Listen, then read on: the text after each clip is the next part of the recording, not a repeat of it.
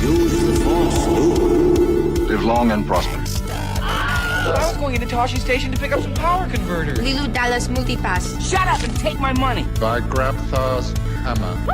What a saving. One does not simply walk into Mordor. X never, ever marks the spot. Gunther is coming.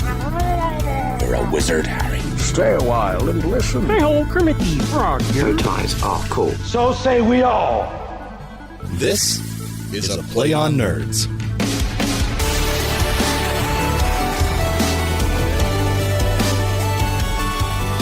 Ladies and gentlemen and everything in between, welcome to a Play on Nerds episode 82. This week we're talking all about Game of Thrones season 7 and beyond. I'm joined, first of all, I'm Jarman, if you didn't already know that. And second of all, I'm Steve, if you didn't already know that. Yeah, how about that? I'm the other guy.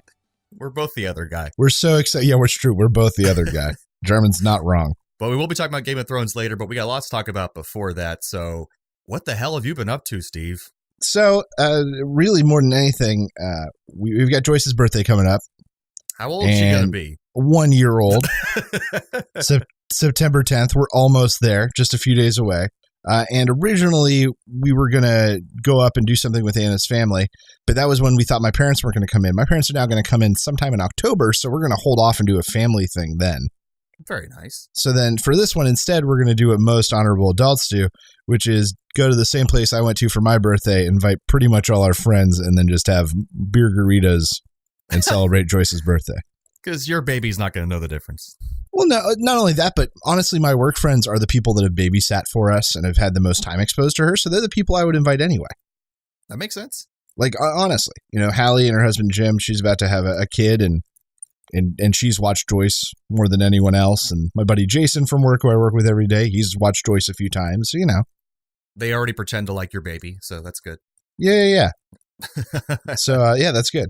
And Hallie gets good practice. That's true. That's true. I should babysit to practice, but no one would let me, so. See, that's what I thought too, but it's really a lot of common sense kind of stuff. Exactly. It so really don't let it is. Die. Just don't, that's what your job. You just don't let it die. It shouldn't be that hard, right? It can be sad a little bit and it can be angry, but you just can't let it die. And then your job is complete. And then the only other thing going on is this holiday weekend. I've got 3-day weekends. Today is Monday. I've got it off. And the only problem is that California experienced record heat for this time of year that has never been seen before. And it just killed the whole weekend. Couldn't do just anything trapped outside. Inside. Saturday, it got up to 109. Jeez, that's worse than Florida. 100. I know. So I know global warming, temperature, climate change, sea level, whatever the hell you call it, it's happening. Because I've lived everywhere. I've lived across the whole U.S. and been a ton of places across the U.S. And I have never experienced a day hotter than I did Saturday. Anywhere I've lived. Nuts. The South, anywhere. Like that. I think day. for our European listeners, that's a billion degrees Celsius. Yeah, just 1.5 billion. Nah, Celsius is less impressive. It's probably like 20. It's like 22. Oh God, it's 22. That's why we like our big American numbers. It's scarier. 109. They're like, oh, it's 32 C out there. Oh, that's terrible. Terrible. I hope one of our British listeners yells at us. Well, no, because Paul Wright of the 10 Forward and Sci-Fi Waffle fame. Yeah. When I saw him here, he was saying they use Fahrenheit over there in England, at least. Huh. And they use miles. They don't use kilometers. What the hell? I was like, I didn't know that. I'm going to the rest of Europe. They're uses metric. Kilometers. Yeah, he says everything else is metric, but they kept miles, and I think he was saying they kept Fahrenheit. Weird. That's really strange. I know the miles is true, but I might be lying about that. That just makes me sad. Why would you keep something shitty and American? I know. Oh well. Nobody's perfect. But yeah, so the hottest day I've ever experienced. We literally spent the whole day camped in front of our AC unit. Our apartment capped out at 89 degrees. Jeez. And was 89 degrees from 3 p.m. until 9 p.m. Because you only have a window air conditioner? Yeah, we have like a floor unit. That's what we're allowed to have. And it's here's the thing. We just got a great floor unit. Like a top of the line 14,000 BTU unit, and it didn't do shit. That's pretty terrible. Didn't do a thing. So we just camped, like we literally had Joyce in her chair in front of it, and then Anna would go over every minute or so, and we have a square and she'd just spritz her. And Joyce would go, and then just sit in the air, like let it dry. And a few minutes go by, I'd start getting angry again, and I'd go over and spritz her. You're keeping her alive. That's all you have to do is keep her alive. My God, that sounds terrible. Are you guys on an upper floor or a lower floor? We are on an upper floor. I guess it's the whole heat rises thing, right? Not necessarily. For us, it's really when the wind doesn't come in. San Jose, we do get a lot of beautiful air in off the ocean. Like we really do, even though we're pretty far inland. But if that breeze dies, we're basically in a bowl. We got mountains on all sides, and the heat just settles. Ugh. If there's no air to take it out. And we just had some crazy sun and some crazy heat mixed with a few just windless, no air days. And it just made for a miserable weekend. Well, there's a lot of crazy weather going around the United States right now because we just Holy got crap. Hurricane Harvey ravaging Texas. It wasn't ravishing while it was No, doing it was not ravishing. It was terrible. But and a hurricane's coming here in Florida where I am in like the next day or so. So it's crazy stuff going on. It's like climate change or something. Yeah, it's like Planet Earth is trying to tell us to get the fuck off. Pretty much. Well, I went on a strange adventure on the past week. My sister just moved from Orlando to Denver, Colorado, and she has 2 cats. So she offered to pay for me for a ticket to fly to Denver with her in order to help her take her 2 cats to Denver. That's the easier way to do it. She wasn't wrong. Well, I almost disagree. I think because I've driven my cat from Atlanta to Orlando, which is a 6.5 hour drive. Right. And after the first 20 minutes, he just fell asleep and just was scared and he didn't say anything. Agreed they had to go longer. They drove cross country with their furniture, so it was a lot longer drive to have cats. But we gave the cats 2 Xanax. This is given just by the vet. This is not just us giving them. Yeah. No. The vets, if you go in and tell them what's going to go on, they'll give it to you. Yeah, exactly. And you actually go to the regular pharmacy to get it, which I thought was so funny. Like you go to a human pharmacy to get cat Xanax because it's the same thing, apparently. Oh, yeah, absolutely. But we gave them 2 and it didn't work. They weren't calming down. So at the airport, we gave them a little extra and they did not come down. So all 4 hours of the flight, they were yelling and meowing and screaming the entire time. It was miserable. And everyone around us probably hated us. So I'd say you were those people. But like it might be much better to put them in the car because at least then you're only making yourself suffer and you can deal with it. But that's true. It was terrible. So I couldn't sleep at all. They stopped meowing for 20 minutes and both my sister and I immediately passed out for 20 minutes. And then they started meowing again and we woke up. So we got them to Denver and then we had to take a tram 30 minutes out of the airport. Uh-huh. They were meowing the entire tram ride. It was terrible. So we got them to her new house and they finally calmed down. And the next morning I flew out of there again. So it's a real quick back and forth trip for me. Wow, crazy. But they're happy now in their new home. So that was my adventure with my Denver cat adventure. But Denver's beautiful this time of year. I'm sure it is. Dry and about 80 degrees. And it's just summer in the Rockies. Wonderful. Yeah. Oh, it was wonderful. So I wish I could have stayed longer. Great food, good beer. Everything's nice there. All right. Well, I think that moves us on to some nerd news. Nerdy news. It's time for Nerdy News.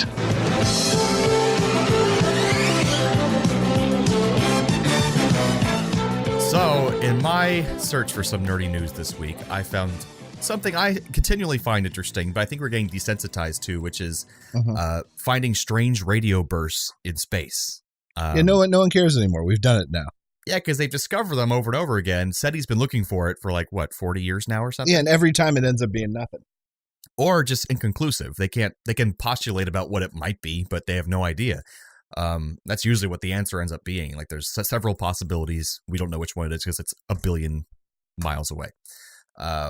So they have found these fast radio bursts they've been monitoring from one particular segment of the universe, and they just got really active suddenly, just recently.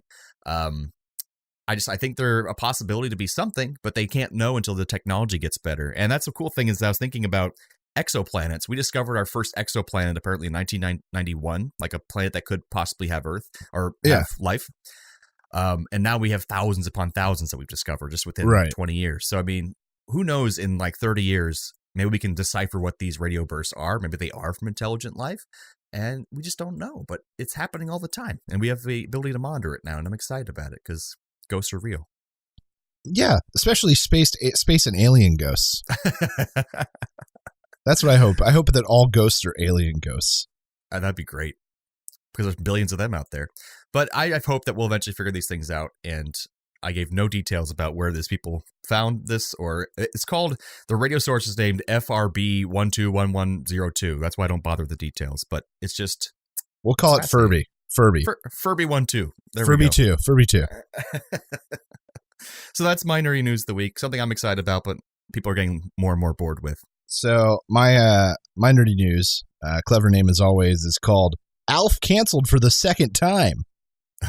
And what this is a reference to is a guy named Alf Clausen, who has been scoring The Simpsons for the last 27 years. They have not renewed his contract. Wow. And he's the most Emmy-nominated person in history. He's only won twice, but he's been nominated 30 times. He's done 560 episodes of The Simpsons, including really what I'll call their glory days. Like the early days? Yeah, like the good days.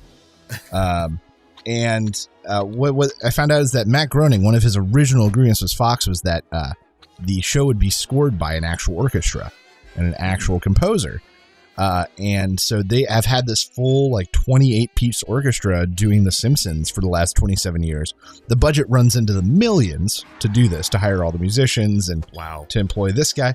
And I think someone finally just said, you know what, we could pay one virgin in a dark room to put all this together for us, you know. That's true. Especially when the show is losing popularity. That's true. And it's they say part of a series of cost-saving initiatives across The Simpsons. Because they're probably paying the actors so much now. Yeah, true. And there's been some drama with some of the actors, Harry Shearer and one or two of the others. Yeah, they've been threatening to drop or cancel or leave. So yeah, and there are more important characters they really can't afford to leave, so I think it's probably the more minor people. Right. Like Dave Castellaneta, who does 70% of the voices, he kind of got him by the balls. They need him. A little bit he does. Okay, so. Well, that's too bad. Yeah. So that's going to lead me into our first segment, which is a little bit of Simpsons trivia. Oh boy, I'm going to fail this miserably. I tried to pick fair questions, I thought. I think I do a fairly good job at that. But it's because I was going to try to do dragon trivia for Game of Thrones, and it's really, really a crapshoot. So yeah. I gave up and decided to relate it to the news story. Well, it's funny. There's several blind spots and nerdy stuff that I just have. Like, one was Muppets, and other thing is Simpsons and Pokemon. These are things I know nothing about. That people are like, really? Yeah, true. I was into Pokemon. Yeah. I just lost this stuff in my childhood somehow. But here, let's give it a shot. All right, so I've got 7 questions for you. Are you ready to play? As ready as I'll ever be. All right. Almost all Simpsons characters are featured with only 4 fingers. Who is the one exception to this rule and has 5? I'm just going to throw a guess out there and say Troy McClure. No, it's God. Anytime they feature God has 5 fingers. The creator has 5 fingers. So weird. I think it's just super appropriate. I guess so, but he didn't make them in his image, apparently. Close enough. He screwed up a little bit. Okay. What character was originally planned to be the secret identity of Homer Simpson? Krusty the Clown? It is. It's Krusty the Clown. They do look very similar. Yeah, because the first season is sort of all about Bart respecting Krusty the Clown and hating Homer. And that was going to be the big reveal they worked towards. But then they decided that they had to use Krusty the Clown's popularity as a character more. Oh, wow. That's interesting. Yeah. Did not know that. Bam. All right. Now, a staple of the show, the opening couch gag was originally used by producers to do what? Make sure that their animators were earning their paychecks? Nope. It was to lengthen or shorten the show based on how much time they needed to fill. Oh, that's perfect. What a smart idea. Yeah. What Homer Simpson-ism was added to the Oxford English Dictionary? Doe! Yep, doe it is. That's so funny. If you watched every episode of The Simpsons back to back, would it take about 8.5 days, 10.5 days, or 13.5 days? I'm going to go with 13.5 days. I'm sorry, it is 8.5 days. Wow. That's not that bad. That's still pretty intense, though. I've watched all of Star Trek. I can do that. Be fine. Name one of the two characters named after Matt Groening's mother. I'll give you a bonus point if you get both. Marge. That's correct. Marge Simpson. And the aunt. I can't remember her name. Patty or Selma, you were thinking? Probably. That's wrong. No. You did get one. You get 1 point for that, though. His mother's name was Marge Wiggum. Police Chief Wiggum or Ralph Wiggum. The berries taste like burning. All right. Outside of the main four family members, which secondary character has the most dialogue in the show? Probably the neighbor. Ned Flanders. Not a bad guess. Oh. It is Mr. Burns. Ah, that makes sense. He ends up being the villain on a ton of episodes, so he's in a bunch. That makes sense. All right, you ended up walking away with 1, 2, 3 out of 7. Hey, not too bad. Great. And while looking up this trivia, I found a Trek connection that I want to share with you as the Trek guy. So Kang and Kodos are the two aliens that are featured over and over again throughout the show, and they are named after characters from the original series, Star Trek. Right, and Kang actually came back in the Next Generation, or maybe Deep Space Nine, I can't remember which one it was, as a modern Klingon too. Same character, same actor too.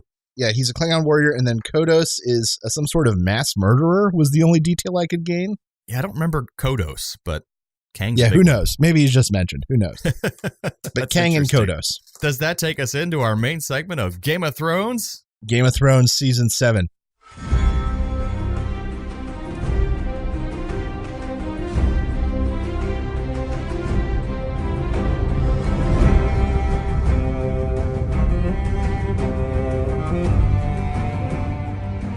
All right, so we didn't talk about this beforehand. How do you want to do spoilers? This is all spoilers. Okay, that's legit. I just want to make sure we're trying to cover ass. So, audience, spoilers for the entire Season 7 Game of Thrones. Yes, if you have not watched up to this point, or if you care to watch, you should not listen to this segment. Skip ahead. Skip ahead. We're not kidding you. We're going to ruin everything. I mean everything. We have to with this. We have to. So please skip ahead. We're sorry you missed this one, but watch the show and then listen. Spoilers. Spoilers. Spoilers. Spoilers. Spoilers. Your wife will be so happy. She is so mad all the time about that. So, this season, very short, 7 episodes. Yeah. They're really skimping on it here. I guess it's the budget's just way too much. And, well, here's the thing. They could have cut it up a little bit more, but some of the episodes are as short as, I feel like 48 minutes, 49 minutes, and some of them are an hour and 10, hour and 15. Yeah, just random. It's so however much they want to stick in there. Right. So it felt sort of lopsided in that respect. Right. A few episodes had a ton of content, and some episodes feel like they had none. And also maybe there's they're definitely trying to wrap everything up quickly. Yeah, true. But they also don't have, all they have now are bullet points from George R.R. Martin at this point for what's happening, because they don't have a book for this material. It's just all new. Yeah. Did you read the books? I can't remember. I did. Oh, so you've read all of them so far? Yeah, I have. But we're way past the books now, so it doesn't matter. Right. Nothing makes any sense. I can speculate all I want, but that's all it is now. Well, we open up with Dragonstone, which IMDb quickly says, Jon organizes the North's defenses, Cersei tries to even the odds, Daenerys comes home, Arya reminds the Freys the North remembers, and Sam adapts to life in Old Town, and the Night King makes his way south. A lot of shit happened in this episode. Yeah. I think it's pretty long, too. We get to start out by watching this awesome scene where Arya murders all the Freys. Mm-hmm. Just all of them. The North remembers, winter has come, Arya poisons every Frey that, in her words, is worth a damn. The whole house is wiped out. And it definitely shows you that no one does not drink in that day. There's not one guy's like, oh, I'm sorry, I'm on the wagon. It's like, yeah, true. Because everyone drank and they all died. That's the thing that people keep asking about. It's like, she puts on his face because she killed him in the end of last season. Yeah, she did. But how is her body suddenly look like him entirely too? There is sort of an element of magic to it almost. In the book, like they say something like that in the book, that there's magic in it? So in the book, it's not just a mask. It like envelops their face and they can feel it attaching, and it's like a much more in-depth thing than just a mask.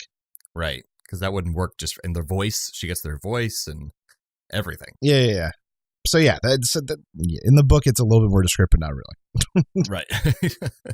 Kind of. And then also we then check in. So this whole first episode was like something they don't typically do at the beginning of most seasons, which is we're going to check in with everyone. Right. There have been plenty of first episodes where they leave out major characters and major plot lines, and they just don't show you anything. This was not that episode. They saw everybody. No story goes untouched. You got the Hound now hanging out with the Brotherhoods Without Banners, or what's left of it. They're staying in this house that from season 2 he stole money from, and then they ended up dying, and it's real sad. Right. It's real sad. And he's gone on a journey now, so he's changed, and he actually cares that they died. Yeah. Meanwhile, in Winterfell, Bran, or somebody, maybe not in Winterfell, somewhere, Bran sees through his visions that White Walkers are coming, and we get to see some really cool stuff, including like ice bears and some giant White Walkers. Undead giants, yep. Undead giants, all sorts of cool stuff that you hear about in the books, but they hadn't mentioned in the show up till now, really. Yeah. So then we're back at Winterfell. Jon is the king. Everything's kind of a little uncomfortable, really. He's sort of getting used to it. Right, because he's the reluctant leader. He doesn't really want to be king. Yeah. He knows he has to. He ends up giving an sort of familiar pardon to the two lords that betrayed the house, and then they reveal that the two lords are now just children. Yeah. Which I thought was like a really funny, sweet reveal. I thought it was a really nice moment they put together. And just like that great dynamic there, the whole conversation where she's like, we should take their castles away. They're traitors. She's like, these children aren't traitors. It's not their fault. Their fathers made a few older men. Well, that's the thing. I just like that they did that, but you didn't know they were kids at that point. Because even the audience, you were imagining men. And like, will you step forward, please? And they step forward, and there's little kids. Yeah. I just thought that was really nice. It was a really nice moment. Well, we have Cersei being talked to by the Hot Topic pirate. Yeah, that's right. Euron Greyjoy shows up, wants to marry a queen and bed a queen. Cersei says, absolutely not. And Euron says, all right, I'm going to bring you a gift to show you how sincere I am, and sets out. Mm-hmm. With his giant fleet. Then in Old Town, which is where the Citadel, I think it's called, is, which is where all the Meisters train and all the knowledge in the world is kept. We get check in on Samwell with this, what I thought was a really kind of funny, almost music video-y montage of him cleaning bedpans and serving soup and putting books away. It was just, there were actually a few things in this episode that felt that way, and it was not something they've done before. I didn't dislike it. It was just not something they had really done on the show before. Yeah, it was very like Edgar Wright feeling, like one of those movies, like just the montage and that kind of thing. And there's a few things in the next episode we'll talk about that felt that kind of way too. But basically, Samwell's life is shit at the tower because they're not really giving him any responsibility yet. Yeah, because he's just a trainee. But then he runs into Jorah Mormont, who's there because he is now covered in stone scale. Or grayscale? Grayscale? Whatever. Doesn't matter. The stone disease. Stone men disease. Sure. And so we get to know where Jorah is. Then they cut back to Dragonstone, where all of Dany's ships have arrived, and all of her advisors are there, the Greyjoys that are on her side, the people from Dorne, Lady Tyrell, everyone shows up to start talking about the invasion of Westeros. Shit's going on here. Shit's happening. Shit is going down. But you're almost forgetting the most important part of this whole episode. What'd I miss? Arya meets Ed Sheeran.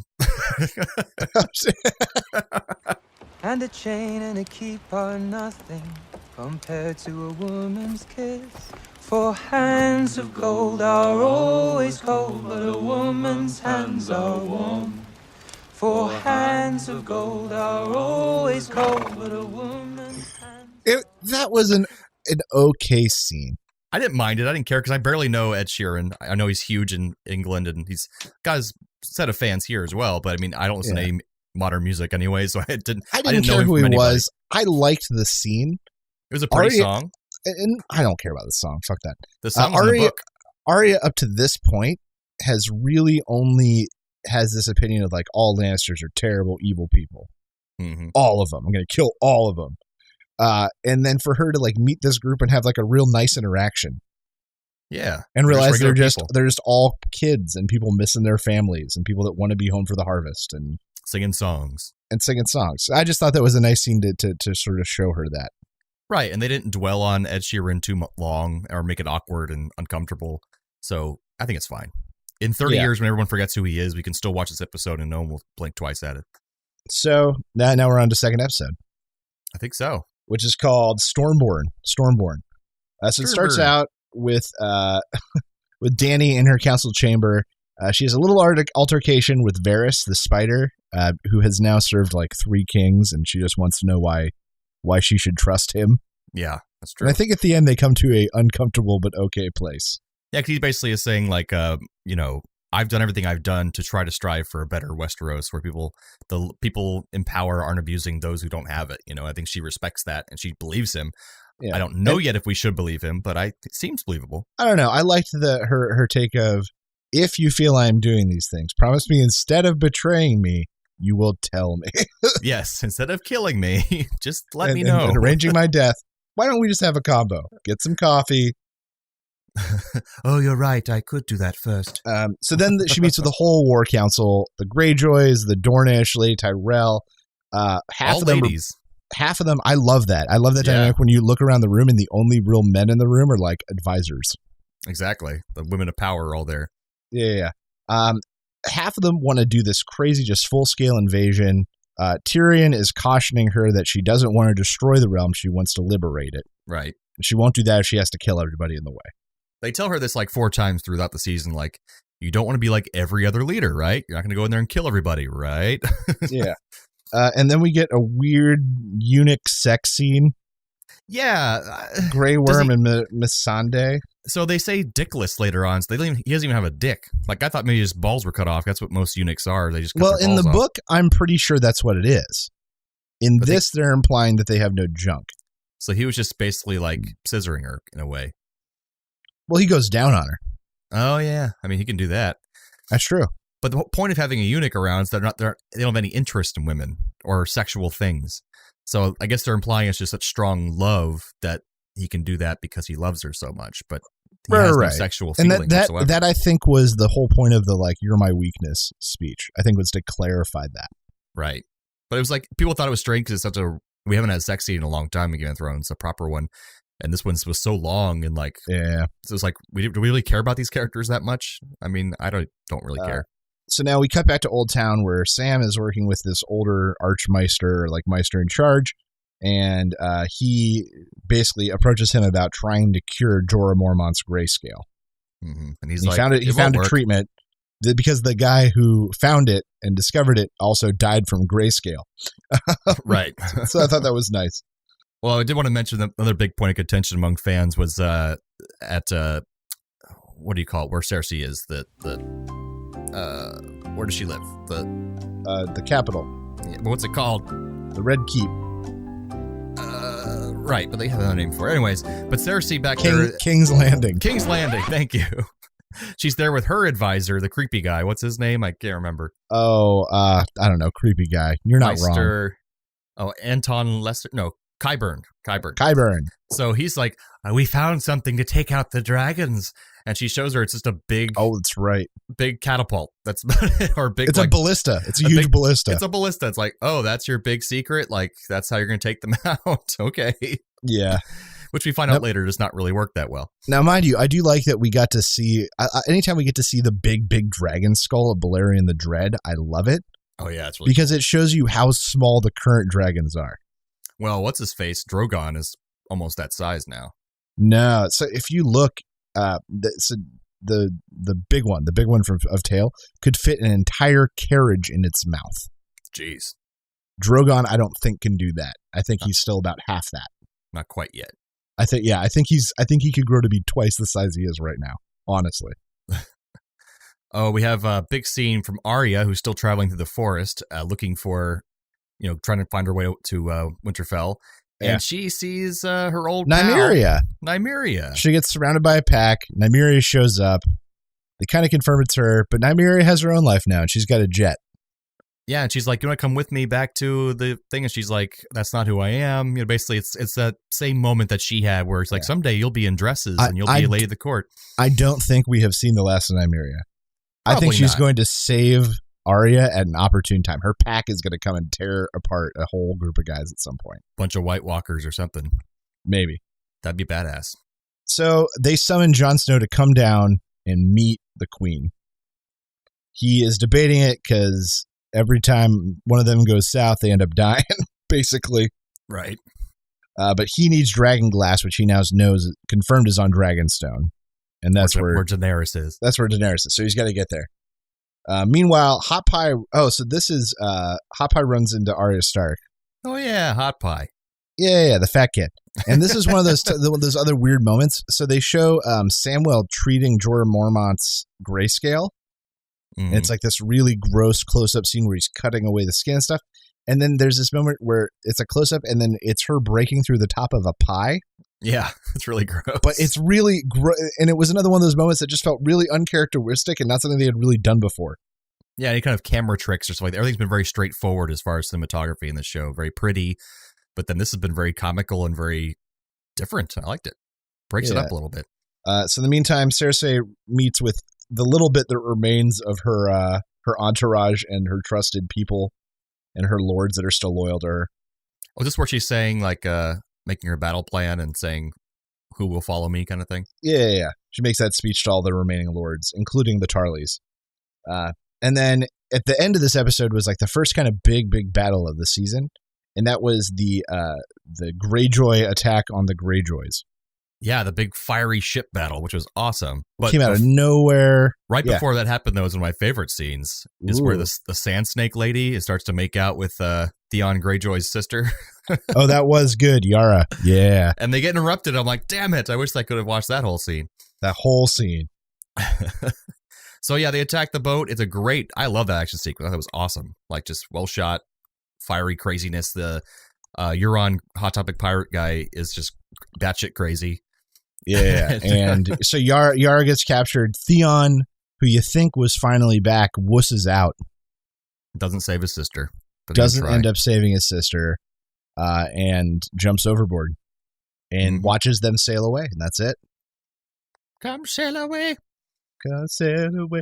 Come sail away with me. Oh, there was one other great scene in Winterfell, which I'm seeing in the pictures here, reminded me of it, with Littlefinger and Jon Snow in the crypts below like Winterfell. Uh-huh. And just like he's like being all weird and like saying, "I'm sorry for your losses and I love your sister and I love your mother." And Jon Snow just had enough of his sniveling shit and just shoves him against the wall. Says, "Have you ever touched my sister?" or something like that. I love that scene. It's like, because no one really stands up to Littlefinger, and finally he just like shoves him against a wall, and it's like, the one thing we did mention is interspersed through all this is Littlefinger just sucking up to everybody and trying to scheme something. He's trying to figure something out to get his way to power. Yeah. So the third episode starts with Jon and Sir Davos landing on Dragonstone to come meet the Queen. The Queen's Justice. And she wants them to bend the knee. They don't want to do that. They just want Dragonstone, and he's the king in the north, and they have different ideals. And this whole episode is just about them clashing. Right. And so them starting to like figure out they like each other and that kind of thing, and seeing what kind of leaders they are. I think they're both showing each other that they do have good intentions. That what makes them attracted to each other. Yeah. We get a check-in that just lets us know Theon's alive. Yeah, they like the hell with that guy. The other Greyjoys find him and they're like, "You're a piece of shit." And he's like, "I know." And then, meanwhile, on the other half of the equation, Euron shows up back in King's Landing with his prisoners, which is Yara, his niece, and two of the Sand Snakes. Right. The Sand Snake and her daughter, or whatever the hell they are. Which Cersei obviously has terrible plans for. Just terrible plans. Like, I knew the moment they were captured, I was like, oh, this is going to be bad. Well, that's the end of this episode where she takes them into the crypts or in the prison, and she just ties them far enough apart where they can't touch each other and gives her daughter poison so she can watch her daughter die in front of her, which is just pretty damn good. After that, you got more Littlefinger shenanigans trying to get close to Sansa while her brother's away. We get a check-in with Bran, who's basically blows off Mira Reed after like 6 seasons. And it's like, hey, I'm not really Bran anymore. I'm the Three-Eyed Raven. Therefore, I can't have any sympathy whatsoever. Like, I'm not a dude anymore. I'm a thing. Everyone hates Bram. So in Old Town, we check in. Ends up Sam was right. Jorah Mormont is cured of Painfully grayscale. so. Painfully so cured of grayscale. Gets released and promises to go back and find his queen the way he vowed. Meanwhile, Casterly the Rock is under invasion. They sneak in. They get over the fortifications. They get there, and nobody is there. Like a very bare minimum force. The Lannisters tricked them, left a bare bones force, and then took their real army and went and took Highgarden while the forces were deployed. With a fantastic scene with Lady Tyrell and Jaime Lannister. And a great sign-off for Diana Rigg. Just a great sign-off. Where she and by the way, revealed, if you haven't seen her in the Avengers back in the 60s, she was a hot number. Or in the Great Muppet Caper. That's right. That's right. And so Jaime basically gives her poison. She drinks it, and then at the last moment reveals that she is the one that killed her, who poisoned their shitty son, Joffrey, and that she wants Cersei to know that she's the one that did it. I just thought that was a great little. Oh yeah! Right before she dies. Mm-hmm. Such a badass. Oh, and that's I think at the end of this episode is when you do realize once they took, what's the Lannisters area called? You said it was called? That they took Lannisport. over? Was it? Lannisport. Lannisport? That's what it's called? Yeah, Lannisters, Lannisport. Okay, well, they took the Lannisters, like, castle, whatever, and then they attacked their ships right then. Or no, Casterly Rock in, I don't know, whatever. Casterly Rock, that's what it's called. There is Lannisport, and that's another one of their big cities. I don't think I've ever heard that mentioned in the show. Yeah, Lannisport. But Casterly Rock, they get there by their ships, but then while they're attacking, the Euron Greyjoy people destroy all their ships so they can't leave. Didn't that happen at the very end? Yep, and so you have the Unsullied trapped now across the continent in Highgarden with no way to get back to the Queen easily. Yeah, it must take them forever to get back, basically.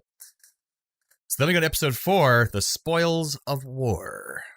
Now this one has the return of Arya to Winterfell, which is a big reunion. We're having so many reunions episode after episode of people we haven't been together in a long time. And her fight with Gwendolyn Christie, Brianna Tarth, was just amazing. She's like, how the hell is this little girl besting me? Oh yeah, that little sparring thing was spectacular. They're both enjoying the hell out of it. Yeah. I also liked her moment when she's trying to get in and those two guards stop her. Yeah. And it was really funny because I didn't catch it the first time, but on the second watch, the guard thinks he's being smart, but he's really a dumbass. So she's like, we'll send for Sir Padre, Sir whatever, or Meister. And he's like, they're not here. And she goes, we'll send for the lady of the house. And they're like, which lady of the house? She goes, and he says, you should know you're trying to impersonate her sister. So he knows that she says she's Sansa. And therefore, if he gave her that clue, it has to be Arya. She knows it has to be Sansa. Right. He's trying to be smart, but really he's a dumbass. And I didn't catch it the first time. Yeah. It was just so good. Well, if that's the quality of all of Winterfell's guards, then we're in a lot of trouble. Yeah, that's what she said. She said, you need better guards. Yeah. But this is the start of something that got so annoying for the rest of the season, to me anyways, which was this weird manufactured rivalry between Arya and Sansa, which I just didn't really get. And I've been hearing that in the books, it makes more sense. They go more into detail how much they really didn't like each other as little children. Yeah. And so you would feel that more now. But now I'm just like, they're all Starks. Why are they fighting with each other? This is stupid. They're together again. They should be together. Right. I don't know. How'd you feel about that whole situation? I liked the whole, they had to catch Littlefinger off guard. So were they playing it the whole time, or was some of that angst and anger real? So there is a theory online actually about this, and I think it's this episode or the next where they play the game of faces, and it gets real creepy.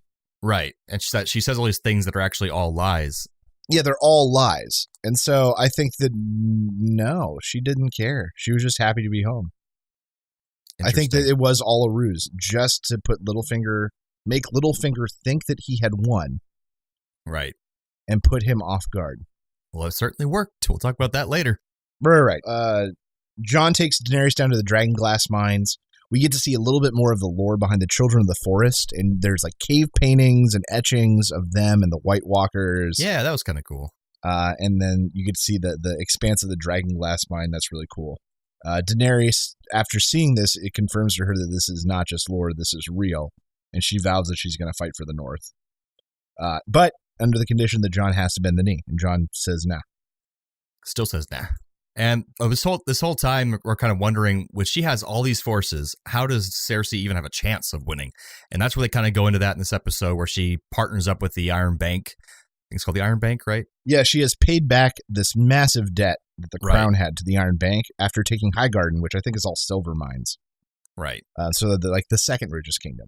So by taking them, they took all that and paid back the full sum, and now have the Iron Bank's trust again. Basically. So I guess she can afford to pay mercenaries and that kind of thing. Yeah, so she's going to pay the Golden Company, a company of 20,000 mercenaries, to come over from the other side of the sea. And we haven't seen them yet, right? I don't think so. Oh, because that's what she said at the last episode. She says Euron wasn't really bailing on them. He's just getting out of there so he can go get the Golden Company. Yeah, it was all ruse. That's right. So then, unfortunately, Dany gets some bad news about her fleet being destroyed, her army being stuck, and one of her best allies in Westeros being suddenly dead and gone. All at once. It's not great. So she goes and kicks some ass. Yeah, she does.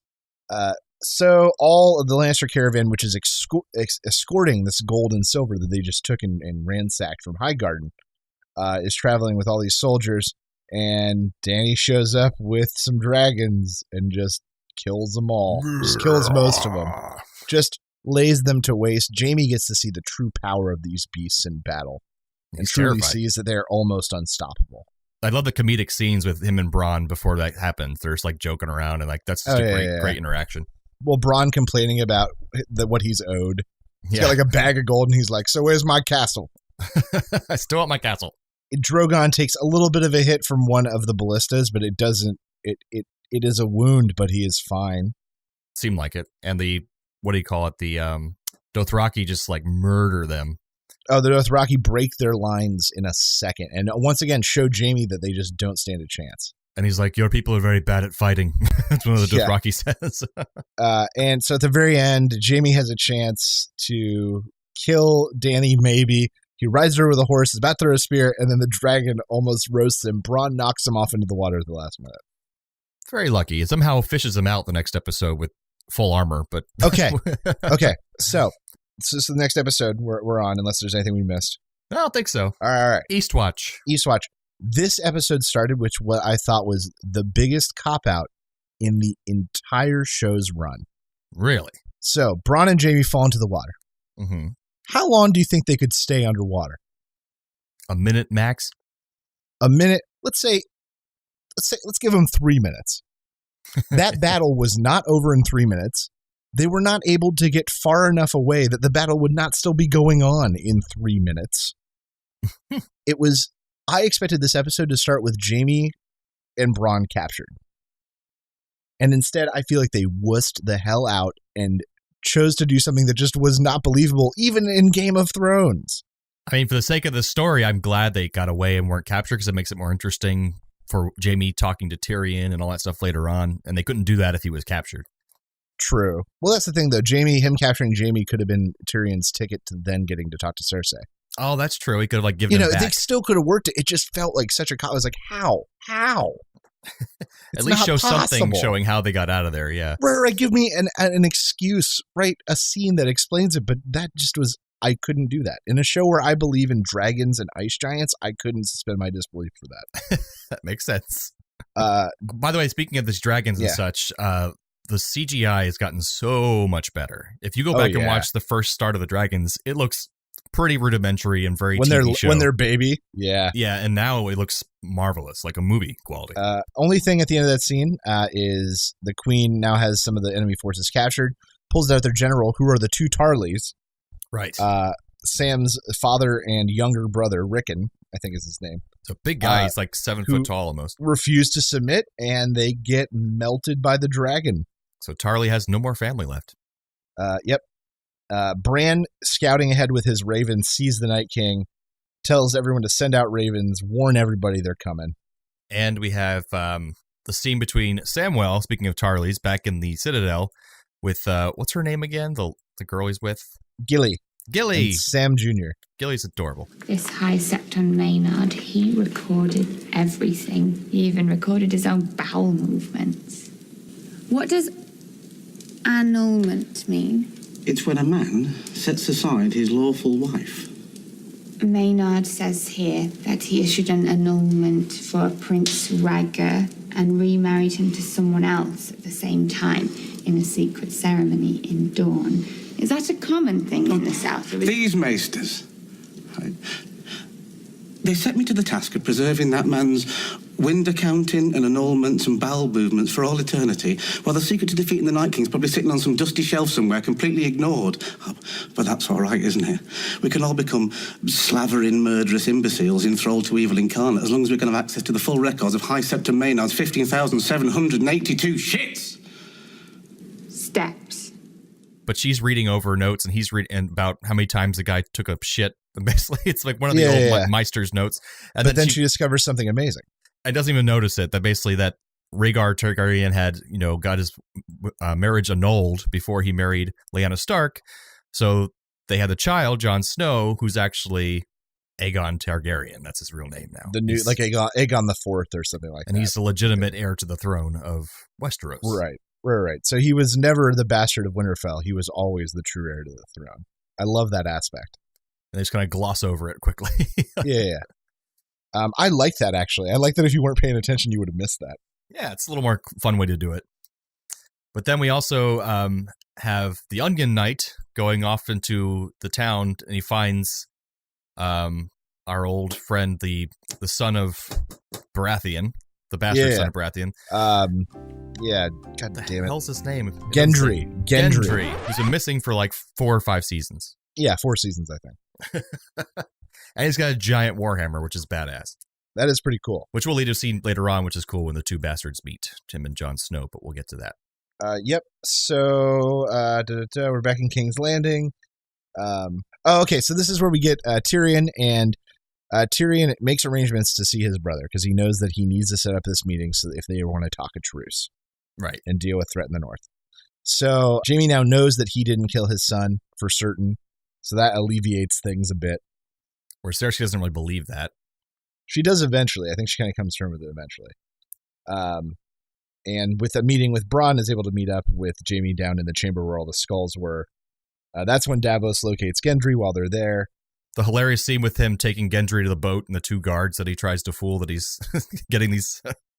he's shipping, what was it, aphrodisiacs or something? Yeah, something like that. Yeah, something that, rub a hole in your chainmail, I think was how he described it. Yeah, that was a really funny scene. So then, meanwhile, at Eastwatch, they show everyone sort of arriving. It's the Brotherhood Without Banners, along with Sir Davos and Jon Snow, and Gendry now is with them, Jorah Mormont, and they're tasked with going and capturing a White Walker and bringing it to Cersei so she will believe and sign up for the truce. And this is when they form the Magnificent Seven, with the 3 men who they have in prison at Eastwatch, which are the Brotherhood Without Banners. We have the Hound, we have What's-His-Face, and the other What's-His-Face. Yeah, Thoros of Myr. And Beric Dondarrion. And Sir Beric Dondarrion. Yeah. Right. And they head out. Like, at the end of that episode, when they saw them forming up, and I was like, oh my god, that's badass. I really love this group. Yeah, that was real good. Very Lord of the Ringsy. That's true. Which brings us to Beyond the Wall, episode 6. So it starts out with more Sansa Arya drama, which I know you didn't like, but I think that basically, so the one scene we didn't mention that last episode is Arya gets basically overhears them offering Sansa to basically take over rule from Jon, and Sansa refuses, and I think that sets Arya's mind that she knows her sister's in the right place and wouldn't do that. Right, and that's when that's when she really decided to start playing this game, playing the Game of Thrones. You win or you'll die. So this one, more drama between the 2 of them. But the biggest storyline is obviously the Magnificent Seven going out there. Yeah, Magnificent Seven. Which actually is like 14 people that we didn't see, but they continue to die throughout these scenes. Yeah, like there's a few of them that go down. One to the Ice Bear, I think, gets killed, and a few other ones. And I didn't see them. I didn't see them walking out with them. So I'm like, who are these red shirts? Only real highlights: Jon Snow offers Jorah Mormont Longclaw because it's his family sword, and Jorah politely declines. He gave it to you for a reason. They finally spot a white walking with some undead, and they decide they're going to ambush it. And they ambush it and kill the white, and all but one of the walkers dies. Mm-hmm. And that's when they sort of reveal that whoever turned them, if they're killed, they drop. Right. Leading us to believe that if they could kill the Night King, then it would all end. If only. Yes. So then they suddenly hear the rattlings of a whole army coming at them. Yeah, and the mist rolls in. They send Gendry off to tell them to send for help, basically, or to warn Eastwatch. And the group grabs the one wight they've captured, and they run to what ends up being a lake. And they run to this island in the middle of the lake, and as the dead army collapses in on them, their weight crushes the ice, and the dead army can't get to them for a period of time. Until the ice refreezes. And people on Reddit have suggested that period of time would have taken 4 days. So they think that they were there waiting for 4 days for the help to get to them. And that's why that one guy died of exposure, basically, because he was already wounded. Thoros of Myr. Yeah. So the Gendry gets back with the message. They send it to the queen, who decides that she's going to go rescue them. Daenerys, with her dragons. They wake up. It's like, in theory, the next morning, or maybe morning 4 days later, depending. And they start. This was sort of one of the cheesiest, most play with the audience scenes I felt, which was, it's the morning of. They reveal that Thoros is dead. He didn't wake up, and then they start cutting between all the characters to just show you who's left. And I was like, man, I wonder who's going to bite it. It was like Jon Snow, and then Tormund, and then unnamed Spearman. Yeah, but we didn't see this entire time. I was like, oh, unnamed Spearman's going to go. Of course he is. But I felt like it really broke the tension of, man, one of these major characters could really die here. Well, they really were pushing that Tormund was going to die because they were giving him so much backstory and screen time. And That's then true. He didn't die. But if you watch carefully, too, all the unnamed guys that get killed, they all look very similar. Like, it could have been the same actor because they barely show them at all. So I think they were the same actor. So the Hound is being a jackass and throwing rocks at the White Walkers. And one of them bounces, and the White Walkers realize the ice is frozen, and they can now walk across it. Good job, starting the big final fight of this episode. Which was great.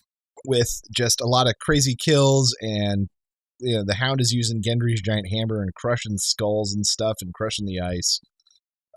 Dany shows up with the dragons. They start laying waste to the White Walkers and their minions.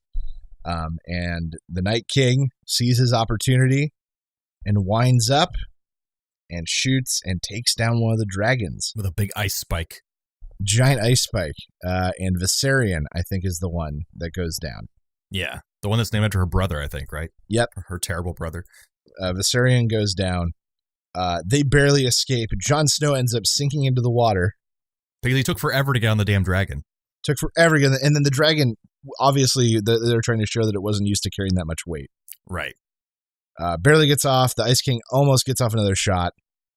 They make it away. Jon Snow is left, presumably for dead, but then he pulls himself out of the ice, gets away. Because who saves him? Uncle Benjen, who we saw in season 1, again last season, and now this season. Benjen Ex Machina. Shows up, puts him on his horse, and sends him on his way, and then dies fighting. So we think. I mean, it looked like he died pretty bad. He died. Jon Snow gets away, makes it back.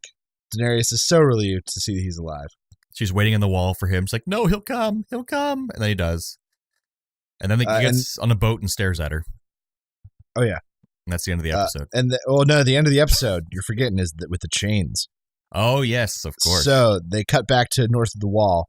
The Night King has his minions pulling these 2 massive chains, which you then realize are hooked up to the dragon that has fallen into the water. Night King comes up, touches it. Bam, eye opens. It is blue like all the other White Walkers, and it is clear that the Night King now has his own dragon. Yeah, with blue fire. Blue fire. Which we find out in the final episode of the season, which is called The Dragon and the Wolf. Yeah. So this finale I thought was good. Maybe not the best one in the whole series, but still good. Yeah, I mean, there's a lot of shit going on in this episode. So Daenerys basically takes her entire army to just be intimidating to, not Castle Rock, King's Landing. And then she swoops in and flies in dramatically to make an entrance. Make a big show. But not before Euron Greyjoy, Hot Topic Pirate, makes a big scene and fuss over Theon. And then Theon and Tyrion are able to have like a little moment, and Jon Snow defends him surprisingly. Yeah, and we get a nice little moment when they're all meeting together between the Hound and his brother. Oh, yeah, that was great. He's like, I know you maybe look like you're dead, but you're not dead yet. That's my job, or something like that. He's going to kill him later. Then it ends up that Cersei, so they do a demonstration where they show her the White Walker. She freaks out. She agrees to the truce, and then basically reveals that she's pulling out. Right. These are all machinations she's doing on purpose, I feel. But the reason she pulls out, she wants Jon Snow to agree that he will not side with Dany. And he's like, I already have. Sorry. And the problem is he can't lie. He already has. So he can't do it. So the queen says she won't do it. Tyrion sets up a meeting with her. They talk. She agrees to do it, and then doesn't do it anyway, even after the second turn that she's going to do it. Right. But then also reveals that it was actually a funny scene because Euron sees the undead guy. He's like, I've been all over the world. I've seen lots and lots of shit. And I've never seen anything like that. I'm going to find an island and I'm going to go there because they can't swim. See ya. I thought that was so funny. But then the reveal later that he's actually going to get the Golden Company, the mercenaries, that Cersei has arranged for through the Golden Band. But it was a big show to put them off. Right. Which is impressive. That's a lot of conniving going on. It's a lot. But it was great just having all these characters in one place at one time. That's never happened before in the whole show. So it was very cool to watch. So this is when Cersei notices that one of the dragons is missing as well. Right. She's like, you see one's gone? That means they can be killed. And he's like, well, maybe it's just somewhere else. And she's like, I don't think so. So they're back on Dragonstone. Everyone comes back. Theon talks to Jon. There's a little bit of drama there, but Jon ultimately kind of acquits him of his guilt. Theon gets like a fresh start almost. And he gets courage and goes to his other Greyjoys and says, we're going to go get my sister back. And they beat the crap out of him, but then the guy tries to kick him in the balls and he doesn't have any, and then he beats the crap out of the guy. That's a good scene. I liked it. Yeah, he gets his balls back. I that's what I thought of in my head. By getting kicked in them. Theon gets his balls back scene. And back in Winterfell, we have the conclusion of the Arya-Sansa drama with Littlefinger, which I was so happy it concluded this way. Yeah, so Littlefinger thinks that they're bringing Arya in so that Sansa can basically throw her under the bus for murder, I think. Mm-hmm. And get her out. And therefore, it's one more person that Littlefinger has separated Sansa from, and he thinks he's doing such a good job. And then right at the last minute, they turn on him, and the accusations are really against him for murder of her Aunt Lysa, and the only witness is the Queen, so you know how the judgment goes. You stand accused of murder. You stand accused of treason. How do you answer these charges, Lord Baelish? My sister asked you a question. Lady Sansa, forgive me. I'm a bit confused. Which charges confuse you? I love his first reaction is, I'm confused. He did not see it coming at all. And Littlefinger the whole time pleading and trying every angle he can think of. Oh, if I can only speak to you alone. Oh, guards, get me out of here. And then, the guards of the Vale turn on him. Right, because he killed their lady. He did. Even though she's and a whack plus, job. the main guy has hated him the whole time anyway. That's this true. Is like the perfect opportunity for him to turn on him. And then Sansa passes the sentence. Arya swings the sword, so to speak. Right. The Stark tradition kind of thing. Right. I like that they kind of honored that. And then that's it. That's the end of Littlefinger. One of my favorite characters in the whole show. And I feel like every season there's been some high profile deaths and big kind of, and I felt like this season really lacked in that. And this was sort of the one death they could give us that would satiate a little bit of it. Right. I think it did pretty well.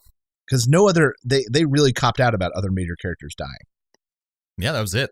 And Lady Tyrell. Yeah, Lady Tyrell, Sir Thoros of Myr, and the dragon and Littlefinger. So only like 4 big deaths really this season. The Tarleys you could argue, but I'm not going to count them. Minor characters, yeah. Yeah. I think it was enough. Oh, yeah.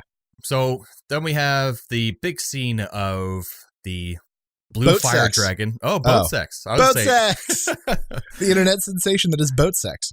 Yeah, I don't feel the chemistry everyone's seeing between Daenerys and Jon Snow. Just I don't feel it. Maybe the acting or something, but I don't think they have that much passion for each other.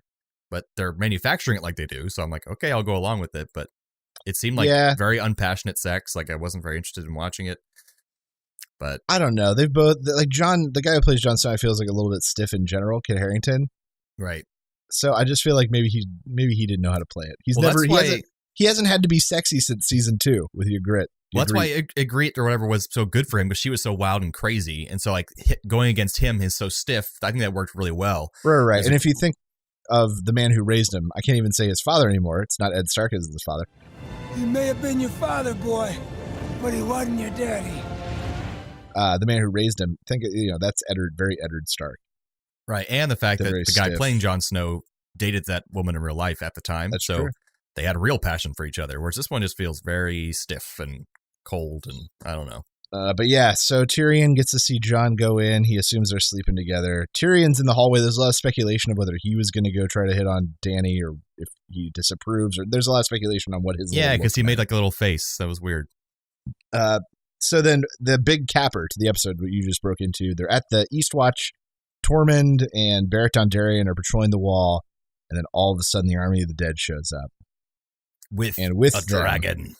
Ridden by the Night King. The dragon decimates the wall in a matter of minutes. Tormund and Beric are still alive, but they're up on top of the wall. They're going to have no other way to get down, so the only way they have to now walk to the Night Watch's main post.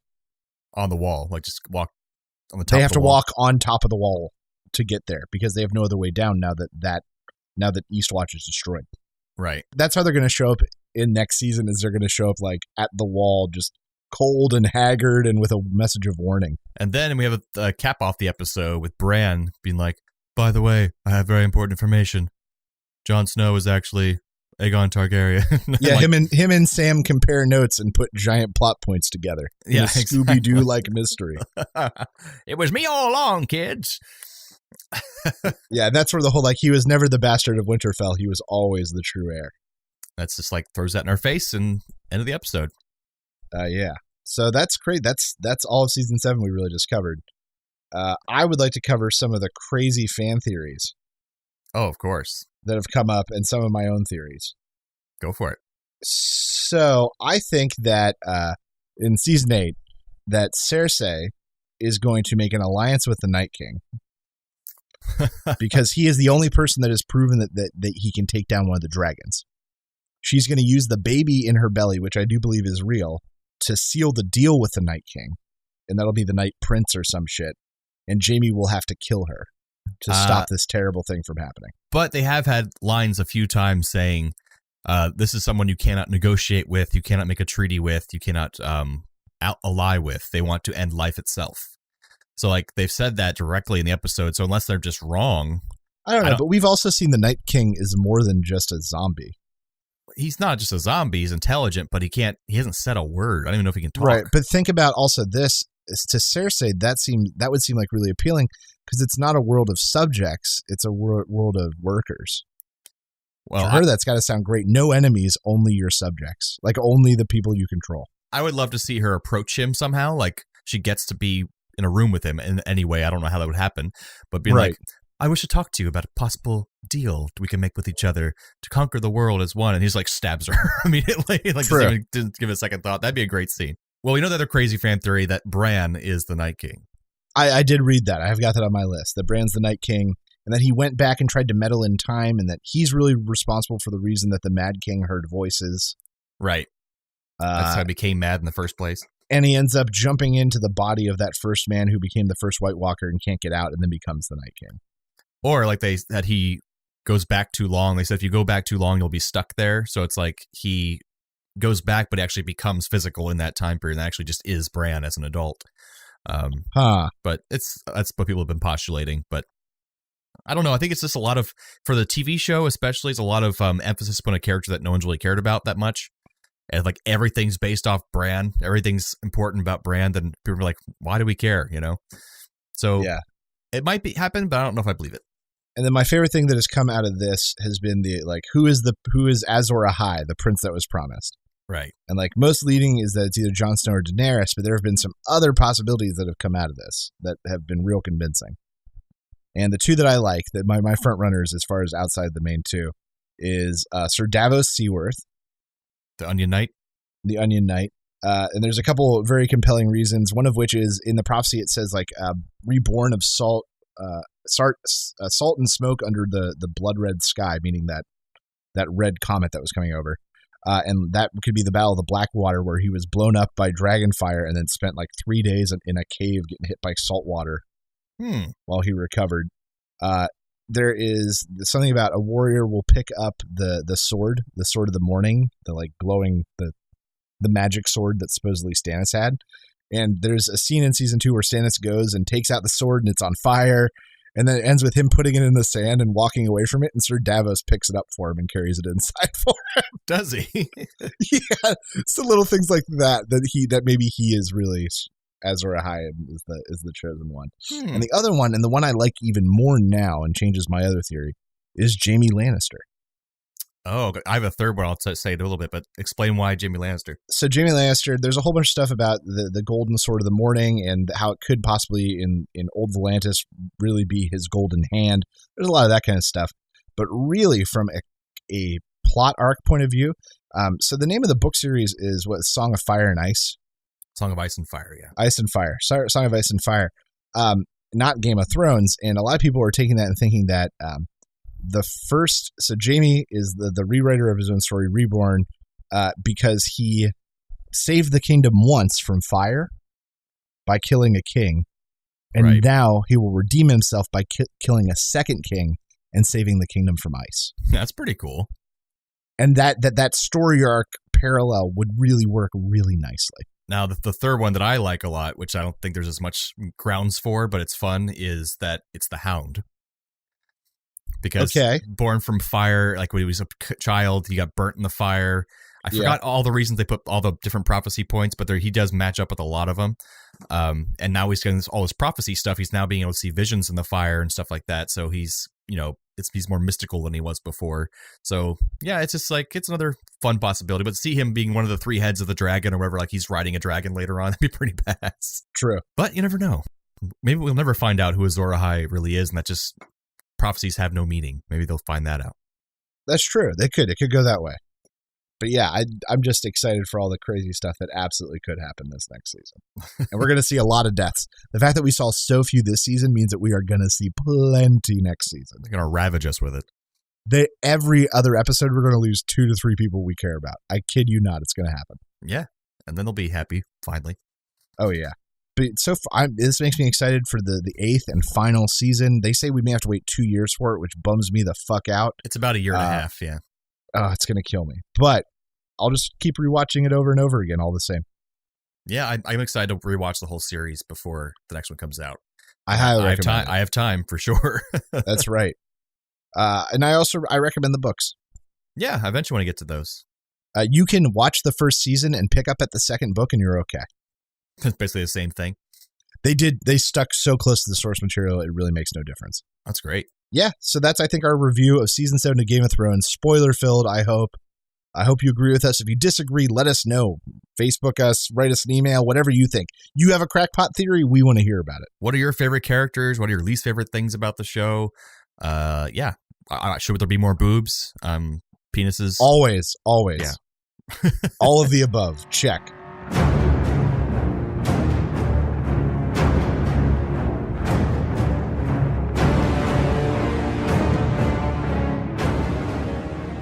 All right, this week I'm going to bring back a favorite from my last few weeks, game Would You Rather, where I've got some interesting propositions for Jarman. He's got to tell me which one he would rather pursue. Are you ready to play Would You Rather? Yes, and you have to answer them too, because we got to get your perspective. Of course, I always do. All right. Would you rather brush your teeth with some stranger's toothbrush or bathe in a stranger's leftover bathwater? Oh, my God. I knew. I picked some of these just for you. I hate you. Strangers, a complete stranger. A complete stranger. You don't know who this person is. I guess I'll tell you, it's not an overly gross person. That's not the point of this exercise. I would go with bathwater because there's less chance of me getting a disease that's transmitted via blood, because you can easily cut your gums with your toothbrush. Whereas in the bathtub, it's disgusting, but I can go wash myself off later and not get a disease. That's true.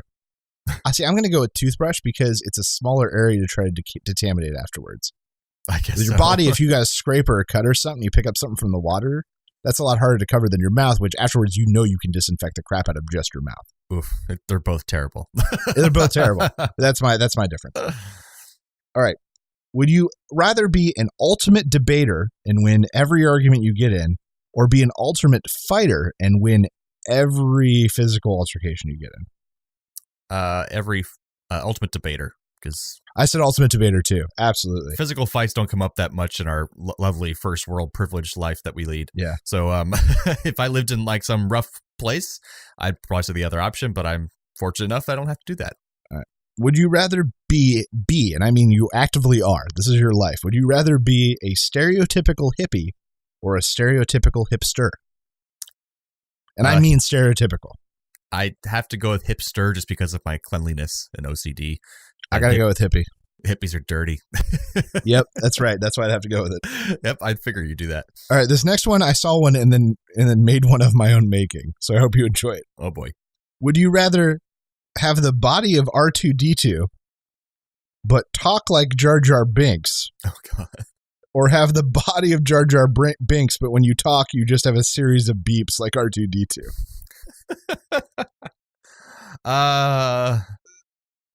I think I'd want to go body of R2-D2, speech of Jar Jar Binks, just so I can communicate with people who aren't robots. Yeah, that's what I went with too. Oh man, that's just terrible. Would you rather be infamous and remembered for all time, or nice and forgotten after a generation or two? Second one, nice generation or two. Yeah, that's how most people go. That's fine with me. Yeah, I wouldn't want to be reviled for history. I'm not that much of a Slytherin. That's true. All right, and I think that leads us into some trailer reviews. Here at A Play on Nerds, we have spent years refining our exclusive trailer rating system. At the low end of the scale, we have Don't Waste a Match. This movie is so bad that I wouldn't waste a single match to burn it, Fahrenheit 451 style. And second from the bottom, we have We'll See. Maybe the trailer was too short, maybe it was cut oddly, or maybe we don't know what the hell we just watched. We'll see. Up next, we have Give It a Buck. Whether you hit a red box, a dollar movie theater in the bad part of town, or a cheap online rental, give this movie a buck and enjoy it without breaking the bank. And at the top of our rating system, we have Shut Up and Take My Money. The wallets have been charmed out of our pockets, and we are ready to make our hard-earned cash disappear. And that's our patent-pending trailer rating system for A Play on Nerds. So I picked out one this week called Ghost House, just because I wanted to piss off Steve. So it looks like it's a lower budget, indie horror film with no really recognizable actors or actresses. It takes place in Thailand. If you haven't guessed, there's a pretty slow week for trailers. That's why we're doing this. Yeah, we're really separating the wheat from the chaff here, people. Really scraping the bottom of that barrel. We really just. So apparently, this rich white couple goes to Thailand, and some English dudes say, "Oh, you want to see something really neat? We'll take you out there." We go out to the shrine or something. Right. So they go out this ghost house graveyard. So basically, you make these little shrines to your loved ones when they die. And when people get rid of them after they forget these people, they don't want to destroy them or throw them away because that's bad juju. So they put them in this ghost house shrine graveyard. And he says, "You should take a memento from here." And so the woman takes a memento. And as soon as she does, the guys run that took her there. And she gets cursed by this Thai lady who burnt to death a long time ago and starts following them around. Or something. This vacation's gonna be so amazing. I love you. I love you too. Welcome to Thailand. Julie Marie Richardson, will you be my wife? Yes, yes. You two should be toasted. Besides, we've been around a while. Sure we can help. We would love to. I know somewhere where the four of us can go where it will blow your mind. This is incredible. What is this place? It's a ghost house graveyard. The townies are too scared to destroy him. So the ghost houses end up here. Come and have a look here. You should take it. Souvenir for your journey. Long time ago, there was a woman. She burned, she died. Not a good death, not a happy ghost. In Thai, we call her Watabe. If you disturb the ghost house, She will come for you. A lot of contortionism, a lot of typical stuff you'd see in horror movies with like little children with black eyes. And so one thing I found interesting about this trailer is that I found that there's this weird thing happening now. There's another movie that I watched a trailer for while looking for trailers called The Temple that is this almost exact sequence, which is white people go to Asia, bad things happen.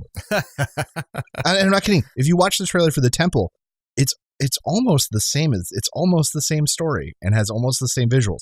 Instead of going to this house graveyard, they're going to this temple that was desecrated, and they take something, and then a spirit haunts it. Like, it's the exact same thing. Huh. White people go to Asia, bad things happen. Well, if these movies come out at the same time, it'll have to be a copycat cinema. Oh, God, can we not? Can we? Yes. Please. That'd be amazing. All right. So, per our new rating system, our new revised rating system, what do you give this? But I did put this movie that I think it has a lot of typical horror tropes, but at the same time, it also has the unique idea of it being in Thailand, that being different. But like you're saying, apparently they're doing a lot of those now. But I hadn't seen one like that. It just seems like a weird theme that's coming up. I was like, oh, that's kind of neat that they're doing that. But okay.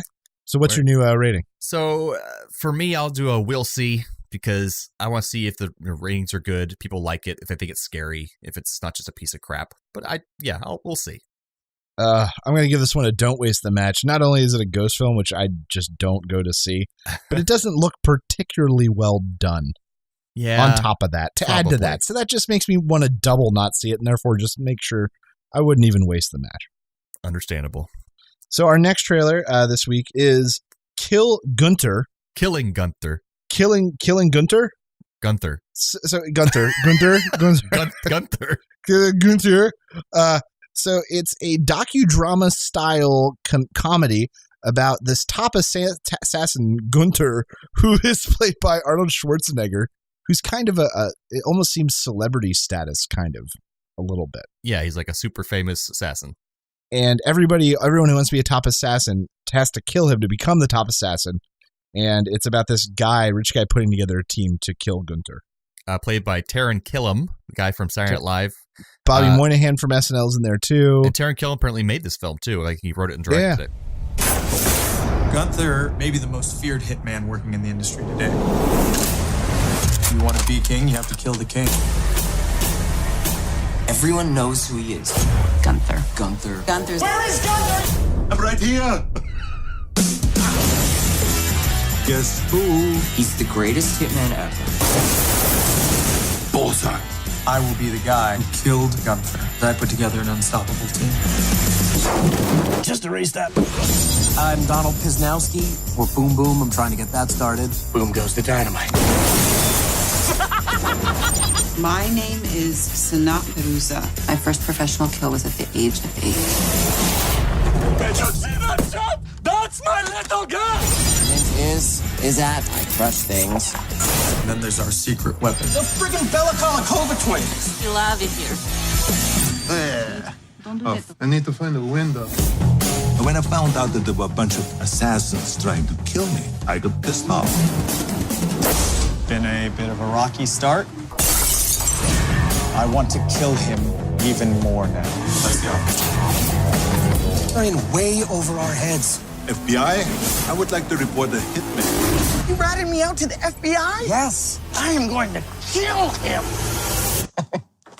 Well, you're gonna try to kill him again. They're gonna get terminated, that I can tell you. Go ahead, kill me! Arnold Schwarzenegger is Gunther, and a lot of other faces you'll recognize all over the place. Yep. Guest appearances and smaller parts. It looks funny enough. It looks like from a group of people I like, and it's in a style I like. I like the kind of mockumentary comedy. Also, I like that Arnold Schwarzenegger is playing someone his age, and he's playing an Austrian. Yeah, like, true. He doesn't have to hide it. Yeah, I'm Gunther. That's my accent. I don't care.